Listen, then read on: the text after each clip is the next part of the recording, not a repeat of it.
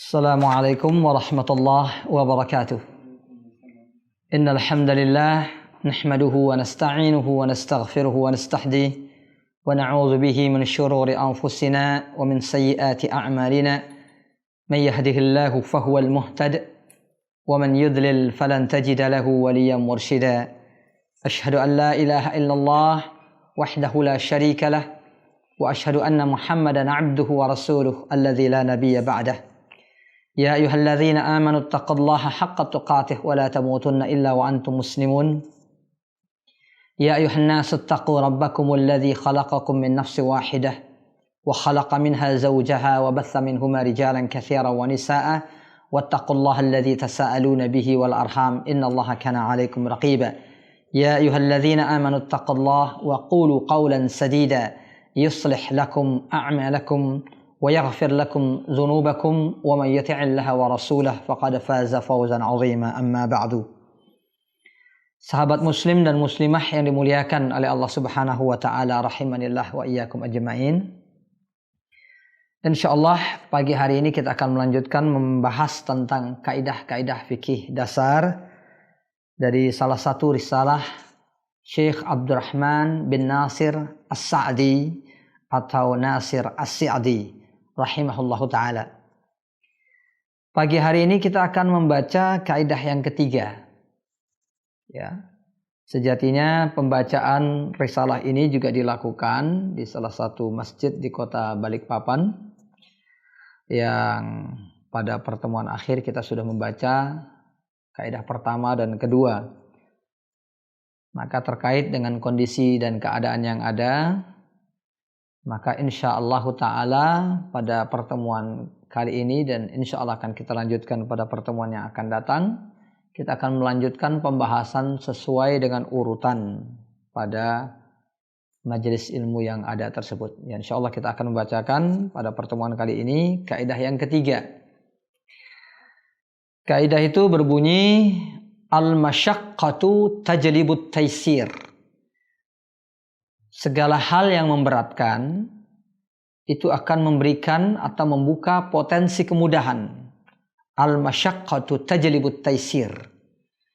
Artinya segala sesuatu yang berat dan memberatkan seorang muslim dan muslimah saat dia melaksanakan syariat Islam, maka Islam akan membuka jendela atau potensi memudahkan ajaran tersebut. Itu terjadi pada banyak sekali ajaran-ajaran syariat dan merupakan dasar daripada syariat Islam itu sendiri. Wa jami'u rukhasis syariah, segala bentuk keringanan yang ada dalam syariat, seperti sholat qasar, seperti tidak berpuasa bagi orang yang sakit atau bepergian di bulan Ramadan dan seterusnya, wa takhfifatuha, dan segala wujud peringanan yang diberikan oleh syariat itu sendiri, mutafarri'atun an hadzal asl, semuanya itu merupakan cabang dari kaidah ini. Kita ulangi kembali, al-masyaqqatu tajlibut taysir. Kaidahnya singkat saja, segala hal yang memberatkan akan membuka potensi kemudahan.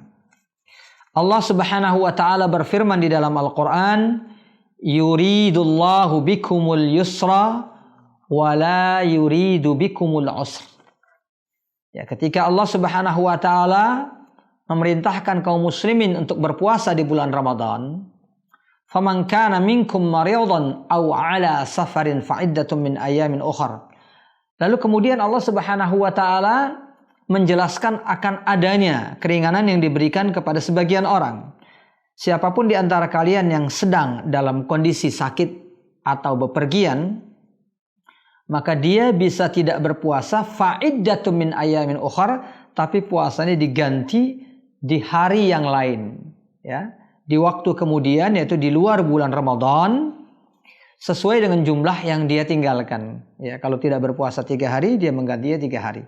Fa'iddatun min ayamin ukhra. Tapi kemudian Allah Subhanahu wa taala berfirman, yuridullahu bikumul yusra. Karena Allah Subhanahu wa taala menginginkan kemudahan bagi kalian, wala yuridu bikumul usra, dan tidak menginginkan kesulitan bagi kalian. Nah, ini menunjukkan salah satu di antara makna yang terkandung dalam kalimat tersebut. Bahwasanya Islam memberikan kemudahan bagi setiap muslim dan muslimah di dalam menjalankan syariat Islam itu sendiri. La yukallifullahu nafsan illa wus'aha. Ya, di akhir surat Al-Baqarah itu juga ada firman Allah Subhanahu wa taala bahwa Allah Subhanahu wa taala tidak akan membebani seseorang kecuali sebatas kemampuannya. La yukallifullahu nafsan illa wus'aha. Laha ma kasabat wa 'alaiha maktasabat, ya. Segala yang akan dipertanggungjawabkan oleh seorang hamba itu sebatas apa yang dia perbuat, baik atau buruk. Kemudian bahkan Allah Subhanahu wa taala di dalam ayat-ayat tersebut menjelaskan sebuah komunikasi indah, ya, antara seorang hamba dengan Allah Subhanahu wa taala. Rabbana la tu'akhidna in nasina aw akhtana. Ya Allah, jangan engkau azab kami, jangan engkau siksa kami dengan azabmu ketika kami itu lupa, in nasina aw akhtana, atau berbuat kesalahan. Jadi ayat ini menunjukkan bahwa Allah Subhanahu wa taala selalu memberikan peluang bagi setiap hamba, ya, untuk memperbaiki kesalahan. Kalau seseorang lupa melakukan sebuah kewajiban, dia masih diberikan kesempatan untuk melakukannya ketika dia teringat. Ketika seseorang khilaf melakukan kesalahan, diberikan waktu bagi dia, kesempatan bagi dia untuk bertaubat kepada Allah Subhanahu wa taala. Jadi firman Allah Subhanahu wa taala dalam akhir-akhir surah Al-Baqarah ini mengandung satu muatan yang sangat relevan, ya. Bahkan merupakan muatan yang paling asasi dari kaidah ini, ya. Al-masyaqqatu tajlibut taysir. Rabbana wa la tahmil 'alaina isran kama hamaltahu 'alal ladzina min qablina. Ya Allah, jangan engkau berikan kepada kami beban sebagaimana engkau berikan kepada umat-umat sebelum kami, itu sebelum umat Nabi Muhammad SAW. Rabbana wa la tuhammilna ma la taqata lana bih. Bahkan kita juga memohon kepada Allah, ya Allah, janganlah engkau bebankan kepada kami segala sesuatu yang tidak mampu kami lakukan. Jadi ini ruh daripada kaidah tadi. Bahwasanya ajaran Islam selalu memberikan nilai-nilai kemudahan bagi orang-orang yang mau melaksanakannya. Kemudian Allah Subhanahu wa taala juga berfirman, "Ma ja'ala 'alaikum fid dini min haraj." Allah tidak pernah, ya, menetapkan segala sesuatu yang menyusahkan di dalam agama ini. Ma ja'ala 'alaikum fid dini min haraj. Firman Allah ini disebutkan setelah Allah berfirman, "Wajahidu fillahi haqqa jihadi, huwajtabakum." Allah memerintahkan kepada kita berjihadlah, ya, di jalan Allah dengan sesungguh-sungguhnya, sehebat-hebatnya. Wajahidu fillahi haqqa jihadi. Para ulama ahli tafsir ketika menjelaskan tentang ayat ini, ya, ada beberapa perbedaan pendapat yang masuk dalam ikhtilafut tanawwu, ya. Ikhtilafut tanawwu itu perbedaan pendapat yang saling mengisi, ya, bukan saling bertentangan. Tidak konfrontatif, tapi justru sifatnya itu adalah memberikan warna, ya, yang berbeda satu dengan yang lain. Sebagian di antara ulama mengatakan wajahidu fillahi haqqa jihadih ini adalah perintah kaum muslimin pada waktu itu untuk memerangi kaum musyrikin. Jadi jihadnya adalah jihad ofensif terhadap orang-orang musyrik pada masa itu, ya, karena pada waktu itu terjadi peperangan yang jelas dan nyata antara kaum muslimin dengan kaum musyrik Quraisy. Wajahidu fillahi haqqa jihadi. Sebagian di antara ulama mengatakan, di antaranya Ibnu Abbas, bahwa wajahidu fillahi haqqa jihadi, bahwa hendaknya kalian itu berjihad di masa sekarang ini sebagaimana kalian berjihad di masa Rasulullah SAW. Artinya syariat jihad itu berlaku sampai hari kiamat. Meskipun pelaksanaan daripada jihad itu bisa bermacam-macam. Karena jihad itu ada jihad ofensif, ada jihad defensif. Jihad yang sifatnya mempertahankan diri ini berlaku mutlak sampai hari kiamat. Ketika kaum muslimin misalnya diperangi, maka mereka berkewajiban, ya, bukan hanya diperbolehkan, bahkan pada saat itu berkewajiban untuk melakukan pembelaan diri. Ketika itu memungkinkan. Ya. Qatilul ladzina yuqatilunakum, perangilah orang-orang yang memerangi kalian. Ini artinya adalah jihad yang sifatnya defensif. Adapun jihad ofensif atau menyerang, itu hanya diberlakukan dalam situasi-situasi khusus saja. Ya. Ketika kaum muslimin memiliki khalifah atau pemimpin besar di mana mereka mau melakukan perluasan wilayah Islam. Dan itu pun jihad hanya dilakukan sebagai alternatif terakhir ketika tidak dimungkinkan kecuali dengan jihad. Jadi ketika itu dimungkinkan tanpa jihad, maka dilakukan tanpa jihad, ya, tanpa berperang. Jadi itu secara singkat wajahidu fillahi haqqa jihadi. Tapi pendapat yang paling umum dari kalangan ahli tafsir, arti daripada wajahidu fillahi haqqa jihadi ini arti yang paling komprehensif. Artinya adalah wala takhafu fillahi laumata laim. Jangan sekali-kali kamu takut kecaman siapapun di dalam menegakkan agama Allah. Ini mutlak sifatnya. Jadi ini merupakan tafsir dari ayat ini yang sifatnya mutlak. Berlaku dimanapun, kapanpun. Karena inilah hakikatul jihad. Hakikat jihad yang paling tinggi itu adalah menegakkan kebenaran, mengucapkan ucapan yang benar dimanapun dan kapanpun. Kalau perlu di hadapan seorang penguasa yang zalim. Jadi ikhwas sekalian fiddin, sahabat muslim dan muslimah, ya, wala takhafu fillahi laumata laim, itu arti wajahidu fillahi haqqa jihadi. Berjihadlah kamu dengan sehebat-hebatnya, artinya jangan kamu merasa takut mengucapkan kebenaran, ya, terhadap orang yang mencoba mencela atau mencerca kalian. Jadi kewajiban seorang muslim yang sifatnya mutlak. Tapi kemudian Allah berfirman, wa ma ja'ala 'alaikum fid dini min haraj. Setelah Allah berfirman, huwa ijtabakum, Allah yang memilih kalian untuk berjihad di jalan Allah, Allah menyebutkan Allah tidak menjadikan sesuatu yang menyusahkan kamu dalam agama ini. Ya, artinya perintah jihad yang begitu kuat itu ada hukumnya dan ada pintu-pintunya, ada kaidah-kaidahnya, ada adab-adabnya, ada syariat-syariatnya. Ya, berperang di dalam Islam itu punya koridor-koridornya. Kapan jihad itu disyariatkan dan kapan tidak disyariatkan. Kapan jihad itu dibenarkan dan kapan tidak.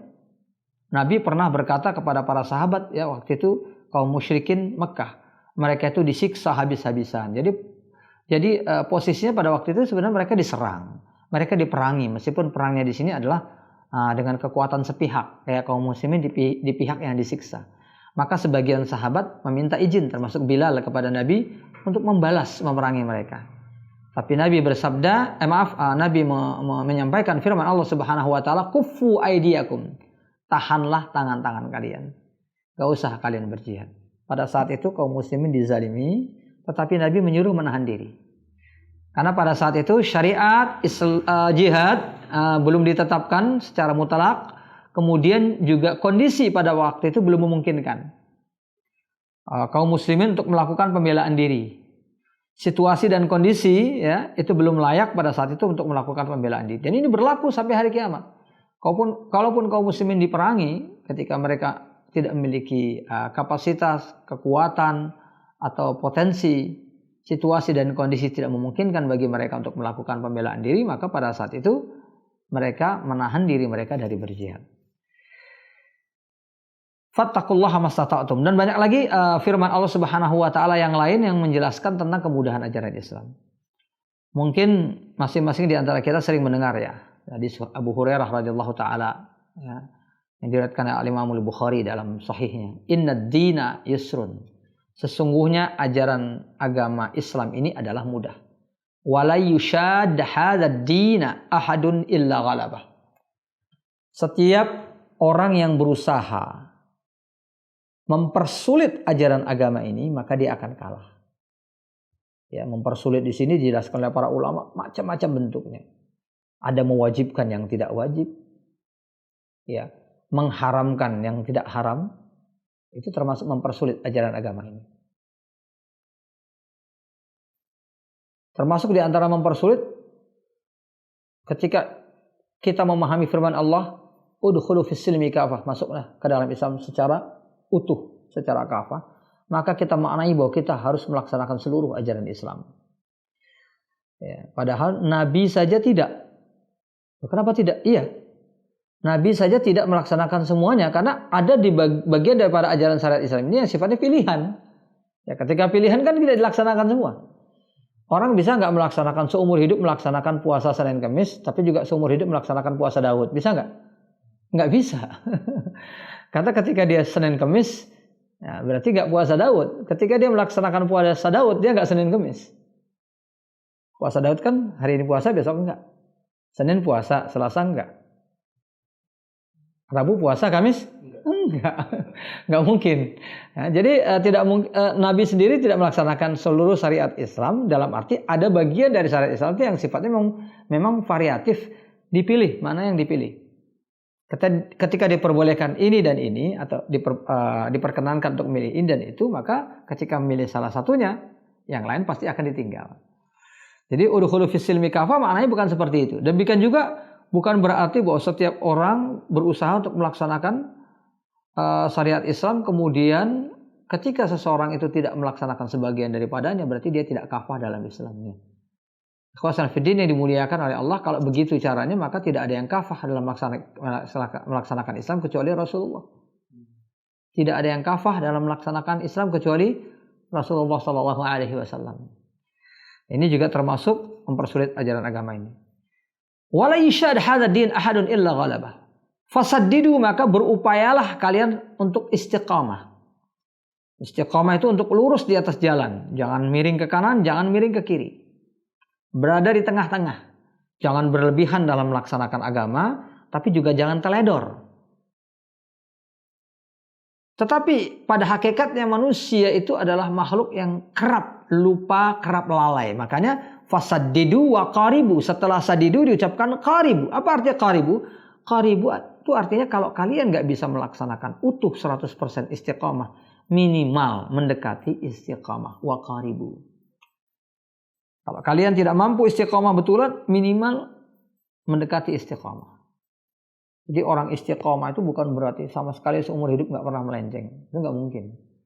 Karena itu sudah kodrat Allah. Ya. Kullu bani Adam khata.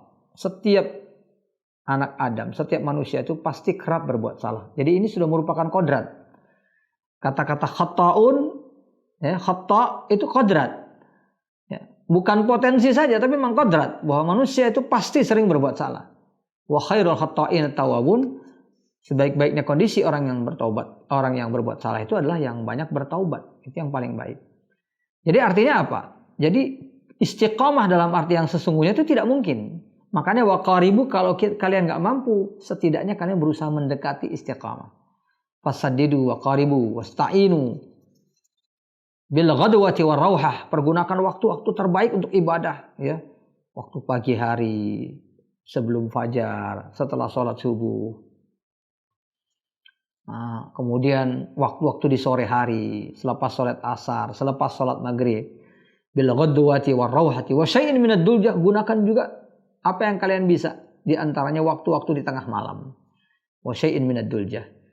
Ini adalah anjuran dalam syariat Islam. Inti dari hadis ini apa? Bahwa ajaran Islam itu mudah.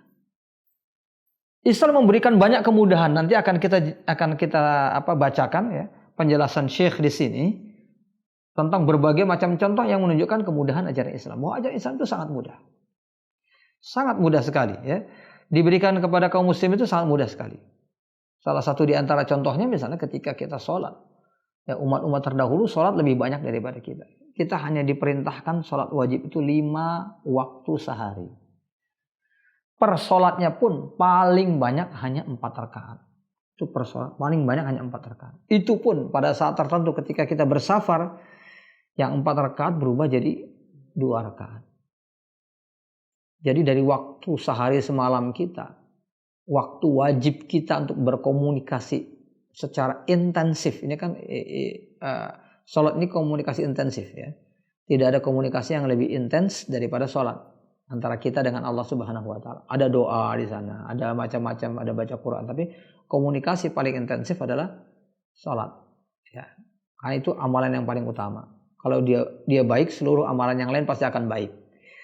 Nah, salat yang merupakan komunikasi intensif antara kita dengan Allah, coba bayangkan, sehari semalam hanya 5 kali. Kalau dipermisalkan 5 menit kita salat per salat, ya. Mungkin ada yang kurang, ada yang lebih gitu, ya. Tapi kita misalkan saja pukul rata 5 menit. Berarti hanya 25 menit. 25 menit dari 24 jam waktu kita sehari semalam. Bayangkan, sangat sedikit sekali. Ini salah satu di antara bentuk kemudahan ajaran Islam.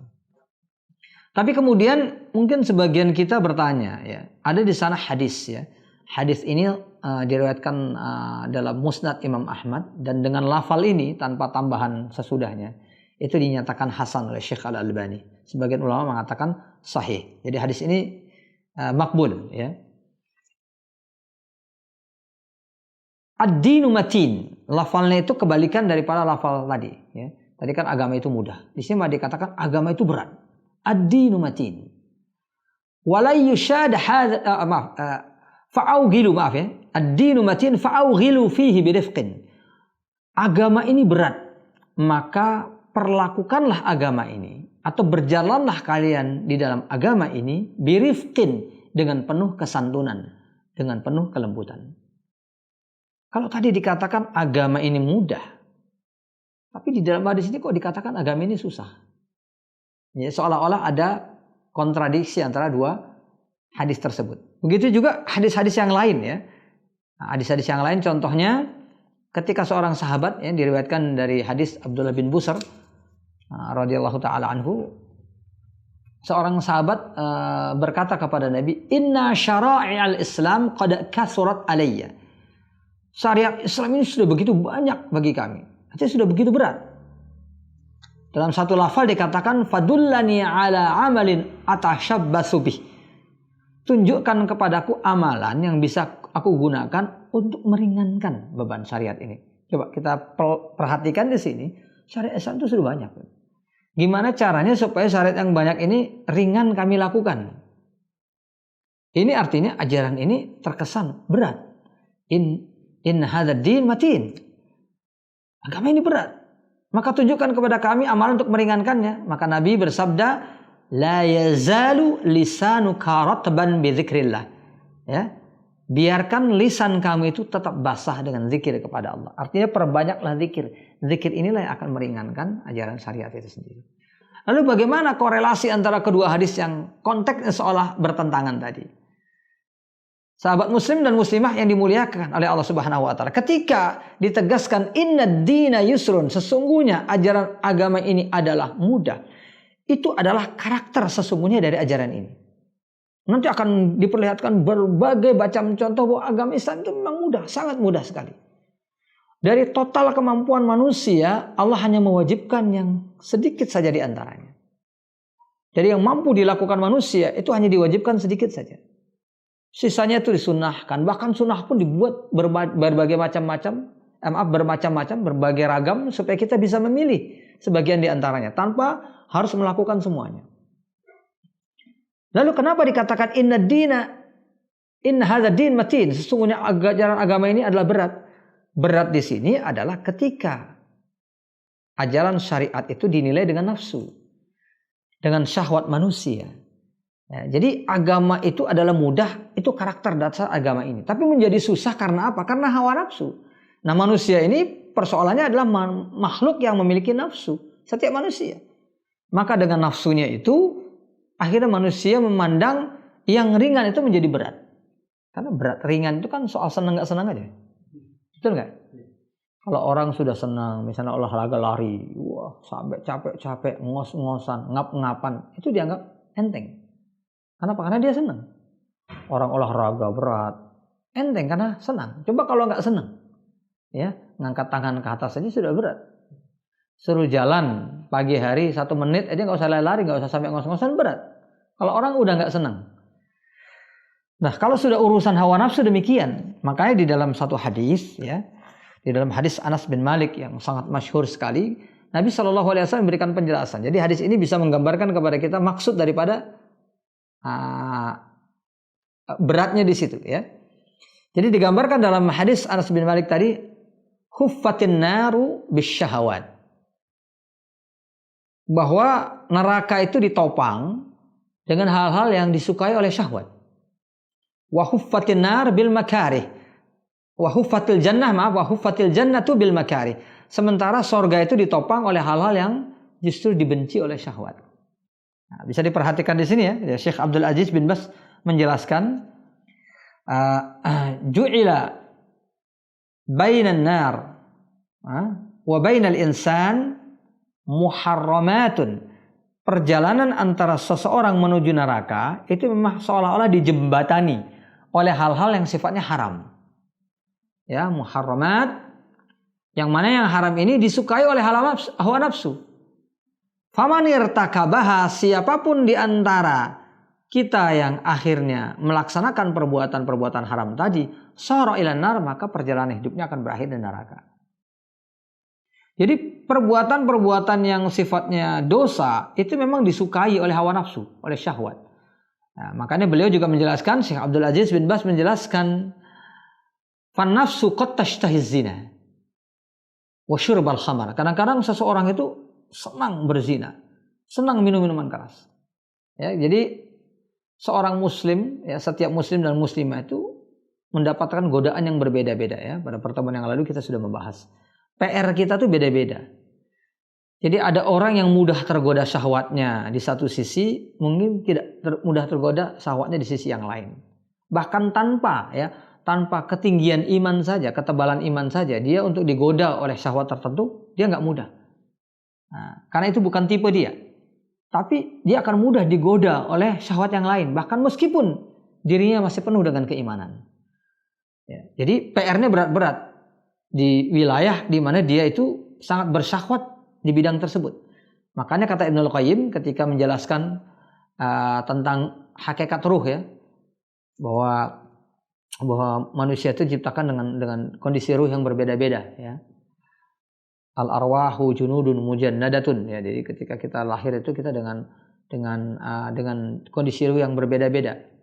An-nasu ma'adin, manusia itu dilahirkan seperti logam-logam pilihan. Logam-logam itu kan banyak macamnya, ada emas, ada perak, dan setiap logam itu punya karakter beda-beda. Maka manusia juga dilahirkan dengan karakter beda-beda. Ada yang cenderung misalnya orangnya tuh nyantai, ya. Jadi dia orang kayak gini ini nggak mudah marah. Jadi kalau dia disuruh jangan marah gampang banget. Memang dia nggak gampang marah orangnya, ya. Dimaki-maki segala macam saja bisa tetap tersenyum, peringas-peringis gitu, ya.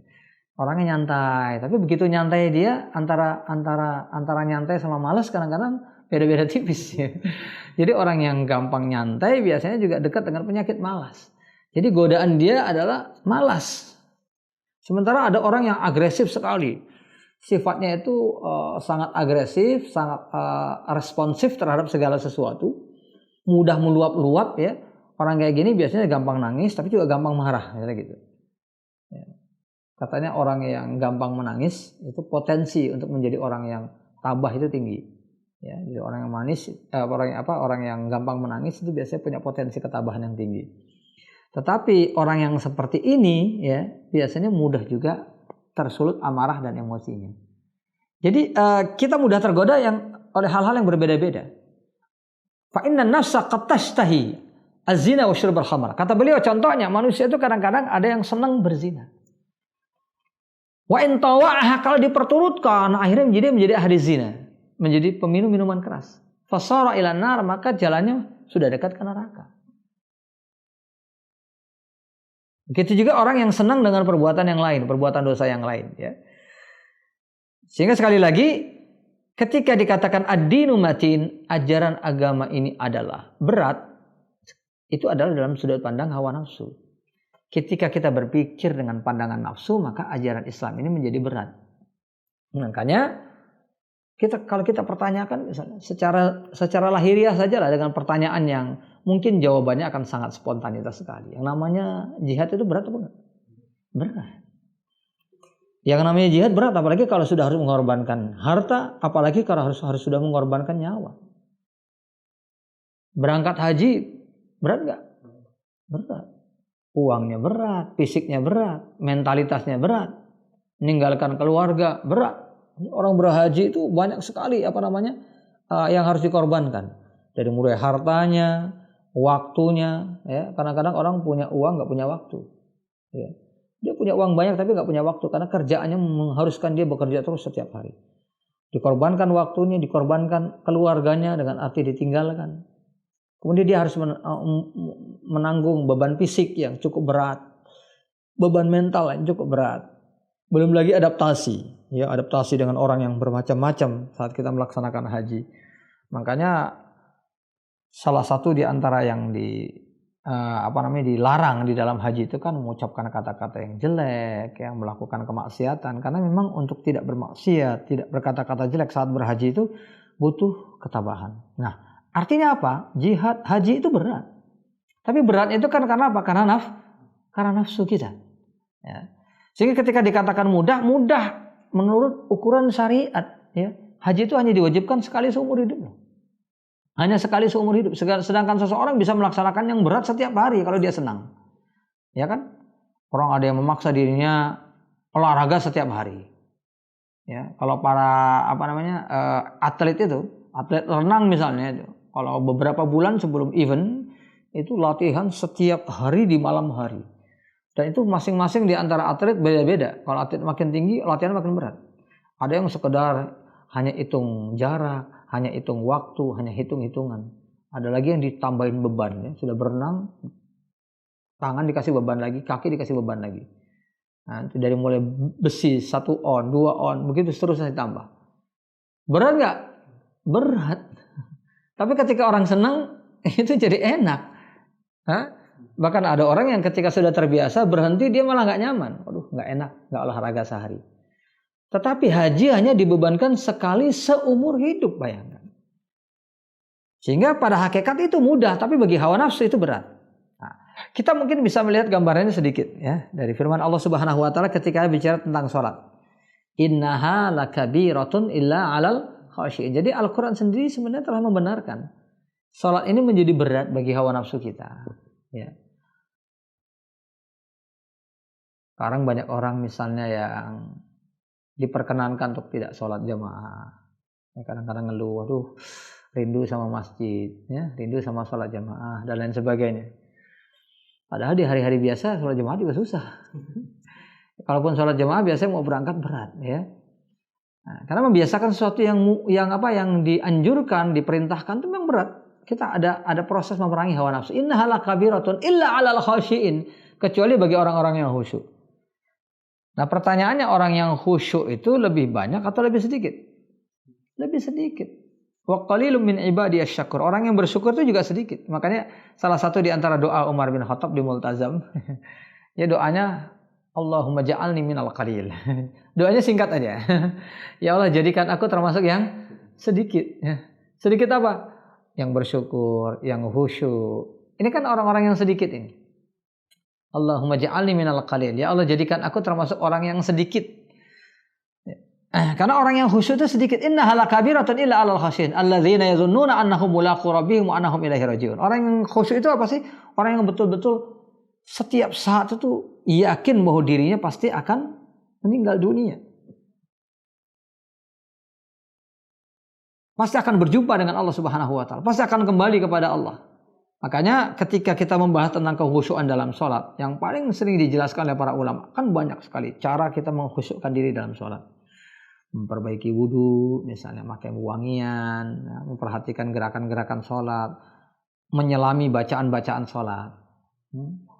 Dan banyak lagi yang lain, ya, termasuk tidak terburu-buru ketika berangkat sholat. Ini semuanya elemen-elemen yang kalau kita lakukan, insya Allah akan mempercepat kekhusyukan kita dalam sholat.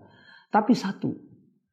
Nah, atau boleh kita katakan dua hal ini, kan dua hal ini satu menjadi dua menjadi satu. Ada satu atau dua hal yang menjadi inti daripada kekhusyukan salat. Yang pertama adalah meninggalkan kemaksiatan di luar salat. Jadi orang yang di luar salat banyak berbuat maksiat, tiba-tiba salat mau khusyuk, ya nggak mungkin. Karena apa yang ada dalam salat, kondisi hati kita dalam salat, itu refleksi dari apa yang biasa kita lakukan di luar sholat. Kalau di luar sholat kita khusyuk, ya berupaya meninggalkan kemaksiatan sebisa mungkin, maka itulah yang terjadi di dalam sholat. Jadi apa yang dilakukan di luar sholat itu akan berpengaruh. Termasuk diantaranya yang kedua adalah selalu memikirkan akhirat. Ya. Selalu memikirkan akhirat. Artinya kalau di luar sholat itu pikirannya dunia banget, ya. Maaf ya, hatinya itu sudah terikat dengan dunia. Saya katakan di sini terikat dengan dunia, ya, bukan soal waktu, ya. Orang bisa bekerja seharian tetapi hatinya tidak terikat dengan dunia. Karena ikatan dengan dunia itu gambarannya singkat saja kalau di dalam hadis Nabi. Ta'isa abdud dinar, ta'isa abdud dinar, ta'isa abdul khamisah. Celakalah orang yang menjadi hamba uang, hamba harta. Idza u'tiya radiya wa idza lam yu'ta lam yarda. Bentuknya gimana sih hamba dunia itu? Hamba dunia itu kalau dia dapat apa yang dia mau, dia senang. Kalau nggak dapat, dia akan kesusahan. Itu hamba dunia. Jadi ukurannya bukan apa? Bukan banyaknya waktu yang kita habiskan di luar sholat untuk kerja. Ya, tetapi sebatas mana hati kita terikat dengannya. Kalau kita bekerja seharian nggak dapat apa-apa, kita tenang, bukan hamba dunia. Tapi biarpun kita kerja sehari cuma 1 jam, memang jadwal waktu kita kerja cuma 1 jam. Sekarang banyak orang yang kerja dikit dapat uang banyak gitu ya. Kan maunya orang kan kayak gitu ya, kerjanya dikit dapat uang banyak. Tapi begitu dia bekerja cuma 1 jam itu, dia berkurang sedikit saja yang dia dapatkan, dia langsung susah. Ini hamba dunia. Jadi ukurannya adalah hati. Nah, ketika hati di luar itu dunia banget, ya, pada waktu sholat kira-kira gimana? Pasti ke bawah dunianya, kan betul. Makanya banyak orang yang di dalam sholat, ingatnya apa yang dilakukan di luar sholat. Memang toko ditutup, jual beli berhenti, tapi tawar-menawarannya masih berlangsung ketika kita sholat ya. Nah, mikirin untungnya masih dipikirkan waktu kita sholat. Segala bentuk refleksi perniagaan itu kita gambarkan, deskripsikan ketika kita sholat. Itu artinya apa? Itu artinya kita tidak mampu menahan diri kita dari godaan dunia di luar sholat. Sehingga akhirnya terbawa dalam sholat. Jadi 2 hal itu saja. Meninggalkan yang haram, kemudian menyatukan diri kita dengan akhirat. Ya, dengan tidak menanamkan kecintaan kepada dunia di luar sholat. Itu yang paling inti. Ya. Ketika itu dilakukan seseorang, maka bagian-bagian lain itu hanya untuk melengkapi saja kekhusyuan kita di dalam sholat. Tapi kalau yang 2 ini nggak kita miliki, apapun yang kita lakukan nggak akan buat kita khusyuk. Mau wudhu sebagus-bagusnya, ya, mau memikirkan bacaan sholat sekonsentrasinya, karena yang sering disalahpahami oleh sebagian orang adalah bahwa yang namanya khusyuk itu konsentrasi, itu salah. Ya. At-tarkiz atau hasrul intibah dalam bahasa Arab itu hasrul intibah artinya konsentrasi. Itu hanya merupakan salah satu di antara cara seseorang untuk mendekatkan dirinya pada kekhusyuan. Kekhusyuan itu bukan konsentrasi. Kekhusyuan itu menghadirkan ibadah hati. Kita mampu menghadirkan ibadah hati di dalam sholat. Tawakal kita, ya, inabah kita, takut kita, berharap kita, pokoknya ibadah-ibadah hati. Itu kita hadirkan di dalam sholat, itu khusyuk, bukan konsentrasi. Konsentrasi itu hanya merupakan perangkat menuju kekhusyuan. Nah, jadi seseorang bisa saja dia kelihatan konsentrasi, bahkan katanya ada alat yang bisa ngukur itu. Ya. Kalau orang konsentrasi itu kalau warnanya ini berarti konsentrasinya lumayan, ke warnanya ini konsentrasinya nggak bagus. Biarpun secara ukuran konsentrasinya itu 90 sekian persen misalnya, belum tentu dia akan khusyuk. Kalau dia tidak melakukan 2 hal tadi yang saya bilang tadi. Kalau 2 hal tadi nggak ada dalam hati, yang nggak mungkin dia khusyuk, meskipun konsentrasinya tinggi. Ya, orang yang sudah terbiasa latihan meditasi segala macam, ya, tingkat konsentrasinya luar biasa, itu nggak bisa dilakukan dalam sholat. Sekali lagi, kalau seorang itu tidak memiliki 2 hal tadi. Jadi kita kembali kepada persoalan. Ya, innaha lakabiratun illa 'alal khashi'in menunjukkan bahwasanya ajaran Islam itu pada hakikat itu mudah, tapi berat bagi hawa nafsu. Jadi kita kembali kepada persoalan, tidak ada pertentangan antara hadis yang mengatakan innad dina yusrun, sesungguhnya ajaran agama ini adalah mudah, dengan ad-dinu matin. Fa'awghilu fihi birifqin, maka permudahlah ajaran agama ini dengan rifq. Ikhwas fillah, kemudian Syekh memberikan contoh. Jami'u syariah hanifiyah samhah. Seluruh ajaran Islam itu sangat lurus dan juga sangat mudah. Hanifiyah fit tauhid, lurus dan mudah dalam tauhid. Jadi tauhid kalau kita pelajari secara benar, ya secara benar, itu mudah dipahami. Ya. Sangat sederhana dan mudah dipahami. Nggak bikin susah, nggak bikin mumet. Jadi kalau ada orang belajar tauhid kok katanya mumet, itu pelajarannya salah. Atau cara ngajarkannya yang salah. Karena pelajaran tauhid yang benar, itu selain lurus, itu juga mudah. Ya, dengan mengatakan sebagaimana dikatakan Allah dan Rasulnya. Mensifati Allah sebagaimana yang disifati Allah dan Rasulnya, kan sederhana sekali. Kemudian dengan tidak mempertanyakan bagaimananya, selesai sudah. Gampang kan? Apa yang disebutkan Allah dan Rasulnya kita imani, kemudian tidak mempertanyakan bagaimananya. Bagaimana kita tidak mengatakan nggak ada makna, enggak, tapi bagaimananya kita tidak pertanyakan. Karena Kalau dipertanyakan semuanya nggak ada habis-habisnya. Allah melihat, makhluk juga melihat, itu bisa dikatakan menyerupakan Allah dengan makhluk karena sama-sama melihat. Atau misalnya kita menyatakan Allah melihat, makhluk melihat, kemudian kita memikirkan melihatnya Allah bagaimana. Ini kita bisa masuk kepada musyabbihah, menyerupakan Allah dengan makhluk, bahkan mujassimah, ya. Jadi ini hal yang berat, udah salah berat gitu loh. Jadi setiap yang salah dalam tauhid itu sudah salah, sudah menyimpang dan berat. Berat nggak membayangkan sebagaimana melihatnya Allah? Iya. Membayangkan sifat Allah kemudian mencoba meraka-raka bagaimana, berat. Jadi sudah salah, berat. Yang diperintahkan di dalam Islam itu mudah. Makanya ajaran tauhid itu mudah dan lurus. Mabniyatun ala ibadatillahi wahdahu la syarikalah. Karena ibadah itu dibangun di atas tauhid dalam beribadah kepada Allah, tidak menyekutukan Allah dengan segala sesuatu. Samhatun fil ahkam wal a'mal. Dalam hukum dan amalan pun sangat toleransi. Ya, sangat mudah. Fassalawatu khamsu faraid fil yaum wal lailah. Salat sehari semalam cuma 5 waktu. La tastaghriq min waqtil abdi illa juz'an yasiran. Yang terpakai hanya sedikit saja dari waktu setiap hamba. Wa zakatu juz'un yasirun min malil abdi. Zakat itu hanya sedikit saja, hanya 2,5% dari totalitas harta seseorang. Itu pun minal amwalil mutamawwilah, dari harta yang menjadi alat tukar, emas, perak sama uang, itu aja. Biarpun harta itu lebih berharga dari emas, ya, berlian contohnya, lebih berharga daripada emas, lebih tinggi harga dari emas, tapi nggak ada zakatnya, tidak ada zakatnya. Yang dizakati hanya yang menjadi alat tukar emas, perak, uang, itu saja. Karena pada zaman Nabi dulu alat tukar itu adalah emas dan perak, dan itu merupakan alat tukar terbaik sampai hari kiamat. Meskipun sekarang kita nggak pakai, ya. Tapi kenyataannya nggak sengaja kita pakai, betul nggak? Ya, kita makainya mungkin bukan emas, ya, rupiah, dolar dan lain-lain. Tapi hakikatnya kita tetap bergantung dengan emas, kan gitu. Harga emas dunia itu yang akan menentukan nanti ukuran nilainya. Jadi kita kembali kepada persoalan. Dunal amwal al-qaniyah, sementara harta yang digunakan dan disimpan yang lain, investasi yang lain, itu semuanya nggak ada zakatnya. Ya, selama saya bilang kemarin, ya, kita tidak melakukan hilah, mencoba lari dari zakat dengan mengubah harta yang mutamawil tadi, alat tukar tadi, menjadi harta qaniyah, ya. Wah, ini kalau saya simpan emas, wah ini ada zakatnya. Ganti aja lah, simpan dalam bentuk berlian. Akhirnya nggak ngeluarin zakat, ya.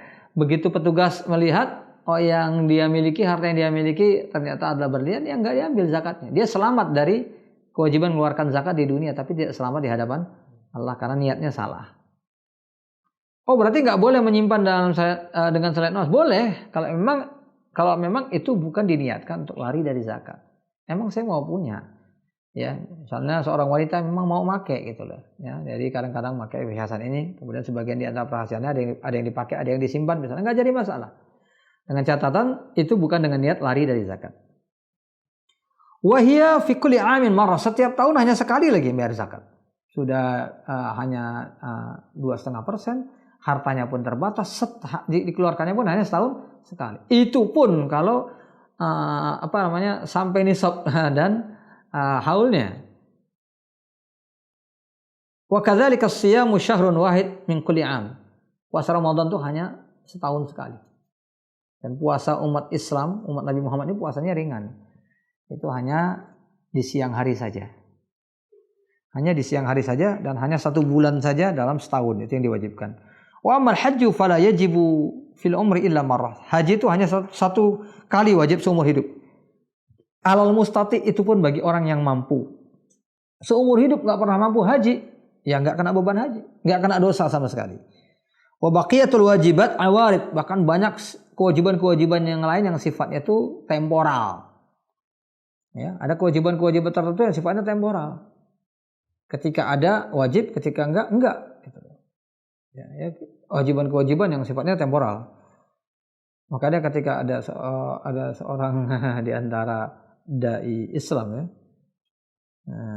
di luar negeri sana, ketika dia tanya apakah seorang wanita muslimah wajib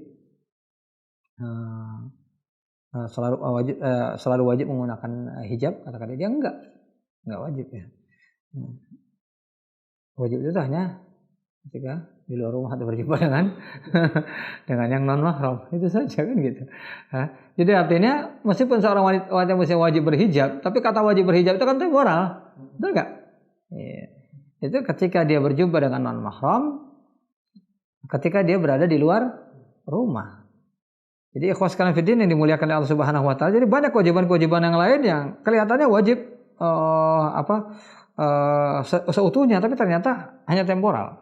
Banyak kewajiban yang seperti itu. Wa kulluha fi ghayatil yusri wa suhulah, semuanya itu sangatlah mudah. Wa qad syara'a Allahu li katsirin minha asbaban. Untuk banyak kewajiban Allah menetapkan adanya sebab dan alasan. Tu'inu 'alaiha wa tunashitu 'ala fi'liha. Yang bisa membuat seorang bersemangat, termotivasi untuk melakukannya. Kama syara'al istima' fi shalawatil khams. Contohnya, Allah itu menetapkan syariat untuk berjamaah melaksanakan salat 5 waktu. Wal jumu'ah, salat Jumat, wal a'yad, dan salat Id. Ini dilihat dari satu sisi itu merupakan kewajiban tersendiri ya. Udah sholat, diwajibkan berjamaah, kan jadi double kewajibannya. Tapi sebenarnya ya, jamaah itu sendiri itu justru mempermudah. Jamaah itu sendiri justru mempermudah. Sholat berjamaah, jadi orang ketika melakukan itu bersama-sama itu akan menjadi lebih mudah. Tahu nggak ya? Ya, jadi kadang-kadang seseorang bisa melaksanakan sholat dengan hay'ah, dengan tata cara yang lebih benar justru ketika dia berjamaah. Ya, meskipun sebagian ada yang ria-ria dikit lah ya. Ya, karena di hadapan orang lain jadi lebih baik. Tapi paling tidak ya, makanya para ulama mengatakan kalau dia mengubah gerakan sholat, memperbaiki gerakan sholatnya untuk tasabuk bil khairat nggak apa-apa. Untuk berlomba-lomba dalam kebaikan nggak apa-apa. Tapi kalau niatnya untuk murni memang hanya untuk dilihat orang, itu baru ria. Ya. Tujuannya hanya untuk mendapatkan pandangan dari orang, itu riya. Tapi kalau tujuan fastabiqul khairat enggak jadi masalah. Nah, jadi ketika orang berjamaah kok dia lebih bersemangat, kata Syekh Muhammad Shalih Al-Utsaimin, enggak apa-apa, itu memang karakter ajaran agama ini. Makanya dikatakan di dalam Al-Qur'an warka'u ma'ar raki'in, hendaknya kamu ruku bersama orang-orang yang ruku. Wa kunu ya ayyuhalladzina amanu taqullaha wa kunu ma'as shadiqin. Wahai orang-orang yang beriman, bertakwalah kalian kepada Allah dan hendaknya kamu selalu bersama orang-orang yang lurus ya. Jadi kita disuruh kumpul sama orang-orang yang benar ya, sering kumpul kalau sholat berjamaah ya, dengan mereka. Di luar sholat jamaah kita pun berkumpul dalam majelis ya. Itu tujuannya apa sih? Tujuannya seperti sebuah syariat tambahan, tapi sebenarnya mempermudah kita. Kita itu susah kalau melaksanakan sendiri ya. Tapi ketika bersama-sama, enggak sama-sama melakukan saja ya, enggak bersama-sama melakukan, tapi sama-sama melakukan saja. Karena antara bersama-sama, sama-sama kan beda ya. Enggak bersama-sama tapi sama-sama melakukan saja itu mempermudah. Contohnya di kampung ini ya, wanita yang berhijab itu cuma satu. Berat nggak? Berat. Tambah orang teman, tambah ringan nggak? Tambah ringan. Padahal makainya nggak bersama-sama. Ya, keluarnya beda-beda ya. Kadang ini keluar, ini di dalam. Tapi begitu dia tahu di kampung ini ada banyak orang yang berhijab, maka seorang wanita muslimah akan merasa lebih ringan. Itu karakter ajaran Islam ini. Jadi berjamaah itu sebenarnya adalah fungsinya untuk membuat kita lebih ringan. Makanya Syekh Muhammad Shalih Al-Utsaimin ketika menjelaskan firman Allah, iyyaka na'budu wa iyyaka nasta'in. Hanya kepada Engkau lah kami beribadah. Dan hanya kepada Engkau ya Allah kami itu memohon pertolongan. Ya. Jadi ketika mengucapkan syahadat itu ucapannya kebanyakan asyhadu ya. Tapi ketika di dalam ayat ini disebutkan na'budu wa nasta'in. Kami beribadah dan kami mohon pertolongan. Beliau mengatakan karena ajaran agama ini hanya bisa dilakukan dengan sempurna ketika kita berta'awun. Wa ta'awunu 'alal birri wat taqwa wa la ta'awunu 'alal itsmi wal 'udwan.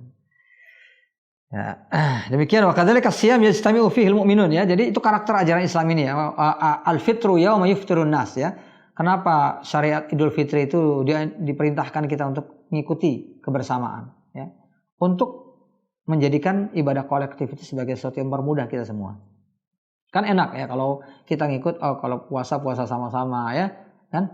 Kemudian Idul Fitri sama-sama. Bisa bayangin nggak kalau satu keluarga aja ada yang beda-beda ya? Nah, hari ini mau mengucapkan ya taqabbalallahu minna wa minkum, maaf saya masih puasa, ya kan nggak enak ya. Datang ke rumah orang, kadang-kadang yang punya rumahnya masih puasa, atau kebalikannya misalnya, ya tamunya yang masih puasa, silakan makan minum Pak, maaf saya masih puasa, waduh, jadi akhirnya menimbulkan kesulitan. Ya. Jadi kebersamaan itu akan menimbulkan kemudahan. Wa kadzalikal hajju wa la syakka anal istima' yuzilu masyaqqatal ibadat. Begitu juga haji dilakukan secara bersama-sama bahkan dalam jumlah yang paling kolosal ya di dunia. Yuzilu masyaqqatal ibadat, akan menghilangkan atau paling tidak mengurangi kesulitan dalam ibadah. Wa yunasyitul amilin, memotivasi orang yang beramal. Wa yujibut tanafus, ya, jadi menciptakan ruang kompetisi fi af'alil khair, dalam melakukan kebaikan. Kama ja'alallahu tsawabal ajil wa tsawabal ajil. Nah, termasuk juga janji pahala cepat maupun lambat, alladzi la yuqadaru qadru, yang jumlahnya tidak terkira. Akhbara mu'inin, dijadikan Allah Subhanahu wa taala itu sebagai penopang untuk memotivasi orang melakukan kebaikan, fi'lil khairat wa tarkil manhiyat, atau meninggalkan yang dilarang. Summa innahu ma'a hadhihi as-suhulah fi jami'i ahkami syariah. Sudah demikian mudah ajaran syariat, idza urida lil insani ba'd al-a'dzar allati tu'jizuh aw tashuqqu alayhi masyaqqatan syadidah khuffif an takhfifan. Sudah begitu mudah ajaran agama ini. Begitu ada suatu ketika seseorang itu mengalami hal-hal tertentu yang menyebabkan dia akhirnya kesulitan melakukannya, dipermudah lagi. Salat yang 5 waktu seperti saya bilang tadi, 4 rakaat bisa jadi 2 rakaat, 2 rakaat. Puasa yang hanya setahun sekali masih ada uzur, bisa dilakukan di hari yang lain. Bayangkan. Bahkan kondisinya juga demikian. Fa yusallil marid al-fariḍah qa'iman fa in ajiza shalla qa'idan. Orang yang sakit kalau masih bisa berdiri, kalau nggak bisa ya duduk. Ya, bisa tapi susah, ya duduk saja nggak apa-apa. Fa in ajiza fa ala jambi. Bahkan kalau merasa susah juga duduk, ala jambi. Ya. Bayangkan, kita rapat aja nggak bisa gitu sama manusia, ya kan? Aduh, capek dikit dulu tiduran aja nggak bisa. Ada orang rapat begitu, ya? Ya silakan, kalau susah duduk silakan tiduran aja ya. Wah, itu rapat istimewa itu pasti ya. Tapi dalam Islam tidak demikian. Menghadap Allah lah ini. Menghadap Allah itu dalam posisi yang harusnya terbaik kan. Khudzu zinatakum inda kulli masjid. Tapi Allah ternyata masih memberikan keringanan kepada kita. Coba bayangkan. Wa yumi'u birruku', bahkan seandainya nggak bisa dengan isyarat ruku' dan sujud. Wa yusalli ala bitaharatin fa in syaqqa alaihi aw udima. Ada ala tayammum. Seorang berwudu dengan air, tapi kalau seandainya misalnya nggak ada air, bisa tayammum. Atau misalnya sakit nggak bisa menggunakan air, bisa tayammum. Wal musafir lamma kana fi madhanatil masyaqqah ubiha lahul fitr. Ketika seorang musafir itu diperkirakan akan merasa kesulitan ketika dia berpuasa dalam keadaan musafir, maka diperbolehkan dia untuk berbuka. Wal qasru, mengqasar, wa menjamak salatnya. Wal mashu al khuffain, bahkan mengusap bagian khuffain di bagian atasnya. Sepatu stiwal itu yang digunakan, yang kalau bukanya itu susah, itu kalau berwudu boleh diusap bagian atasnya dengan syarat-syarat yang ditetapkan dalam fikih. Tapi ini adalah pembolehan ya yang diberikan oleh Islam, kemudahan. Bahkan Nabi sempat bersabda ya, laisa minal bir as-siyamu fi safar ya. Bukan termasuk kebaikan kalau kalian memaksa diri berpuasa ketika bepergian, yaitu bepergian yang orang itu merasa susah. Bukan semata-mata bepergian. Ketika bepergian orang itu merasa susah lalu dia memaksa diri, itu enggak bagus. Buat apa seseorang itu beribadah tapi dalam ibadah itu dia ngeluh-ngeluh? Alah kapan maghribnya gitu kan? Iya kan? Dan malah ibadahnya nggak bagus. Kalau emang udah kesulitan seperti itu, ya, karena emang kondisinya dalam keadaan bepergian, kelaparan, kehausan, udah gitu ngelihat pertunjukan di mana-mana orang makan minum kan gitu ya kalau di perjalanan ya, apalagi di zaman sekarang. Nah, ngelihat keringat es aja kita udah haus ya, baru keringatnya aja ya. Pada saat seperti itu jangan kita memaksa diri. Sama dengan ketika kita mau buang air besar atau kecil lalu datang waktu sholat. La sholata bihadratit ta'am, atau ketika kita sedang bertamu disuguhi makan, tiba-tiba waktu sholat datang. Maka di dalam hadis la sholata tidak sempurna sholat seseorang. Ini menurut tafsir umumnya ulama. Tidak sempurna sholat seseorang. La sholata illa sholata kamilah. Bihadratit ta'am, ketika kita sedang dihidangkan makanan. Wala huwa yudafi'uhul akhbasan. Atau ketika seseorang sedang menahan buang air kecil atau besar.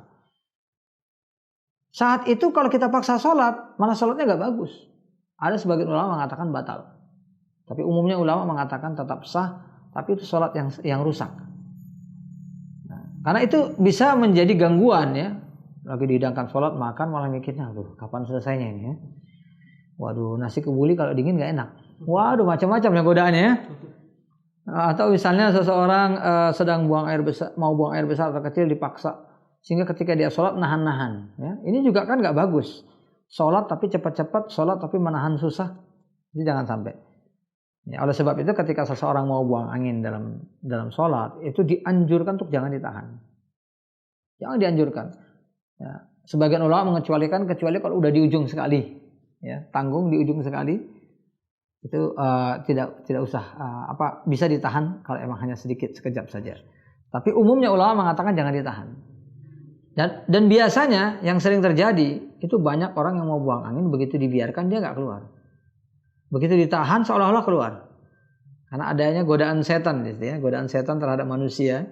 Hingga ketika ditahan, semakin ditahan dia semakin seolah-olah keluar. Itu makanya ada hadis yang mengatakan ya, kalau seorang di antara kamu itu sholat sementara dia itu merasa ya bahwa dia sedang buang angin ya, maka jangan dia keluar dari sholatnya hatta yasma'a sautan aw yajida rihan, sampai benar-benar dia dengar suara atau mencium bau. Baru pada saat itu ya, kalau sekedar ngerasa saja jangan. Oleh sebab itu dianjurkan untuk jangan ditahan, karena dengan tidak ditahan maka kita nggak akan mudah terkena was-was. Biarin aja. Biasanya setelah dibiarin itu malah nggak mau keluar. Itu yang sering terjadi karena umumnya itu terjadi karena godaan setan. Jadi kalau emang betul-betul emang kita mau buang angin ya sudah, buang angin biarkan. Wah udah 2 rakaat nggak jadi masalah, kan tambah pahalanya. Ya. Apa yang sudah kita lakukan tuh nggak sia-sia pahalanya di sisi Allah, tetap ada pahalanya. Ya. Kita sholat tetap diulang dari awal, tetapi apa yang sudah kita lakukan tetap ada pahalanya. Jadi itu ya, ikhwaskan fiddin yang dimuliakan oleh Allah Subhanahu wa taala, kemudahan-kemudahan yang dijelaskan dalam syariat. Wa min furu'ihal 'afwu 'anid damil yasir an-najis ya. Darah yang sedikit ya, bagi yang mengatakan darah itu mutlak, darah kita itu najis, maka darah sedikit itu dibiarkan. Kalau banyak baru. Kemudian juga waliktifa bil istijmar syar'i 'anil istinja. Kalau seorang tidak bisa istinja, bisa istijmar. Enggak ada air, bisa gunakan benda-benda yang kesat asal enggak bahaya ya. Kesat seperti kertas tisu misalnya atau batu dan lain sebagainya. Wa taharatu afwahis sibwan law akalu najasah kadzalikal hir ya. Termasuk diantaranya misalnya binatang-binatang seperti kucing ya. Yang dikhususkan di sini memang kucing ya. Kucing itu kan mazan atau najasah. Yang mulut itu berpotensi untuk ada najisnya karena dia binatang buas ya yang memakan binatang yang lain. Bisa saja di mulut itu ada najis. Kita nggak tahu najis apa saja itu karena dia makan juga tidak seperti manusia tentunya. Tapi Nabi mengatakan innaha laysat binajis, itu tidak najis, innaha minat tawafin 'alaikum wat tawafat. Karena itu binatang yang sering keluar masuk rumah. Ya, pet animals. Pet animals itu binatang rumahan. Ya, karena dia binatang rumahan ya, maka itu dimaafkan. Bukan berarti itu tidak najis, pasti tidak najis. Enggak, bahkan itu mazanatun najis. Dan banyak lagi hal yang lain, ikhwaskan fiddin yang dimuliakan oleh Allah Subhanahu wa taala. Termasuk misalnya wa min furu'iha ar-ruju' ila dhann idza tu'azzira aw tu'assir al-yaqin. Seorang yang tidak bisa yakin terhadap satu perkara, maka dia diizinkan untuk melakukan sesuatu itu dengan takhmin namanya. Takhmin itu artinya tebak-tebakan. Misalnya begini ya. Kita pakai baju kemudian najis, baju kita putih. Kemudian kita punya 3 baju putih nih. Nah, kita gantungkan, kita lupa gantungnya di tempat yang sama. Begitu kita mau pakai, yang mana yang najis ini? Jadi bismillah saja ambil 1, masukkan, sudah yang 2, itu tidak ada najis. Karena kita nggak bisa membuktikan. Kecuali kalau kita bisa membuktikan, wah ini jelasnya bau nih. Ya. Tapi kita nggak bisa membuktikan, karena tidak setiap najis itu bisa kentara. Maka pada saat itu Islam tidak mewajibkan kepada kita untuk dengan yakin, ya, tapi kita lakukan dengan kebalikannya. Dengan kebalikannya yaitu dengan hal-hal yang mungkin mengandung keraguan-raguan. Ikhwas fillah yang dimuliakan oleh Allah Subhanahu wa taala. Jadi banyak sekali syariat Islam itu yang menjelaskan kepada kita betapa syariat ini sangatlah mudah, ya. Sangatlah mudah. Bahkan kalau kita melihat ada orang, ya, yang yang lupa makan minum pada waktu sholat, itu kita nggak usah mengingatkan. Itu sudah sedekah Allah, ya, bagi diri dia. Jadi nggak usah diingatkan, apalagi lagi tengah-tengah makan, ya. Aduh, ya, ini kita. Jadi itu pernah disampaikan oleh Umar kepada seseorang yang mengingatkan temannya ketika dia lupa. Jangan ingatkan, itu Allah sudah membuat dia itu beruzur, ya. Allah sudah ngasih sedekah buat dia, ya. Bisa jadi setelah itu dia ingat, aduh makan, tapi udah terlanjur kenyang, ya. Itu sedekah Allah, nggak apa-apa, nggak jadi masalah. Nah, jadi jangan malah kita menghalangi seseorang. Itulah kemudahan ajaran Islam. Padahal yang namanya ngingetin itu kan wajib, kan? Amar ma'ruf nahi munkar. Tapi dalam konteks ini enggak. Karena ini apa? Karena itu kemudahan yang diberikan Allah bagi seseorang. Ikhwaskan fiddin yang dimuliakan oleh Allah Subhanahu wa taala. Nah, kemudahan-kemudahan ini dijelaskan ini sebagai bagian akhir dari penjelasan kita insyaallah. Di antara kemudahan syariat Islam adalah jangan kita memperlakukan ajaran Islam itu secara susah. Ketika kita mampu menjelaskan dengan mudah saja. Ya. Jangan dipersulit. Makanya ada hadis yang mengatakan yassiru wala tu'assiru. Buatlah segala sesuatu itu mudah, jangan dipersulit. Kalau bisa mudah, kenapa dipersulit? Jangan diubah, ya, kalau nggak bisa dipersulit. Kalau bisa dipersulit, kenapa dipermudah? Ya, itu politik orang yang mau nyari duit. Ya, jangan digunakan. Dalam Islam itu kalau bisa dipermudah, jangan dipersulit. Carilah cara yang termudah. Makanya kalau ada sebagian di antara kita menemukan cara termudah untuk mengajarkan bahasa Arab, ya. Dulu saya juga belajar bahasa Arab dengan berbagai macam metode yang kemudian setelah itu saya juga menemukan, ya, metode bahasa Arab yang saya sebut dengan tariqah tatbi'iyah, ya, cara naturalisasi bahasa Arab. Itu pengembangan dari tariqah tatbiqiyah, ya.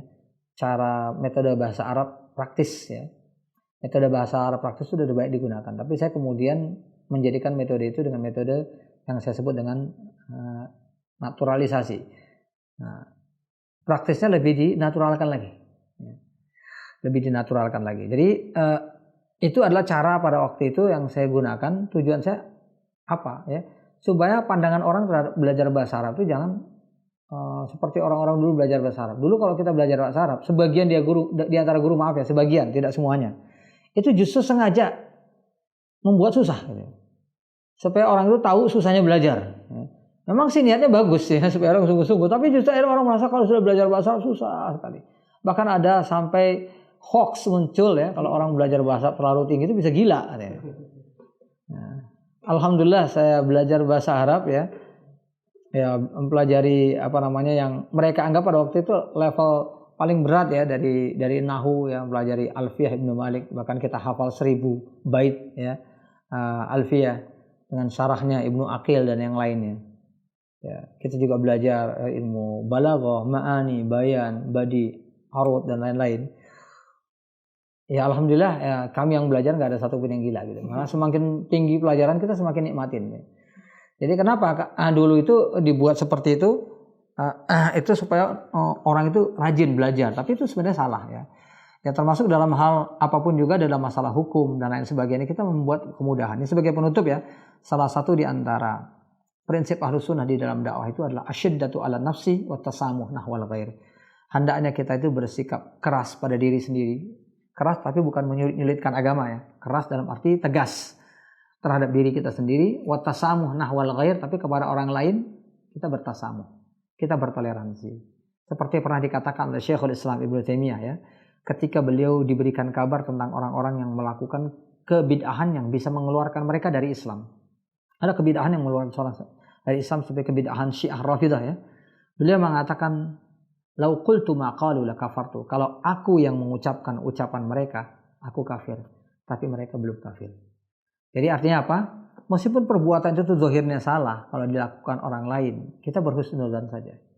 Ya, dengan berbagai macam kemungkinan kenapa orang lain itu melakukan kesalahan. Tapi kalau kita yang melakukan, kita jangan ngasih uzur. Ya, balil insanu ala nafsihi basirah walau alqa ma'azirah, karena manusia itu memang tukang berbuat uzur, tukang beralasan. Mudah berbuat salah pun selalu beralasan benar. Jadi itu saja yang saya sampaikan, insya Allah pada pertemuan pada pagi hari ini berkaitan dengan penjelasan dari satu kaidah yang sangat luar biasa, yaitu al-masyaqqatu tajlibut taisir. Segala sesuatu yang memberatkan itu akan membuka potensi kemudahan. Bahwa ajaran Islam adalah ajaran mudah, maka jangan dipersusah. Semoga Allah Subhanahu wa taala menjadikan diri kita orang-orang yang senantiasa istiqamah di jalan Allah Subhanahu wa taala dan menjalani agama ini sebagai rahmatan bagi diri kita dan orang lain. Assalamualaikum warahmatullahi wabarakatuh.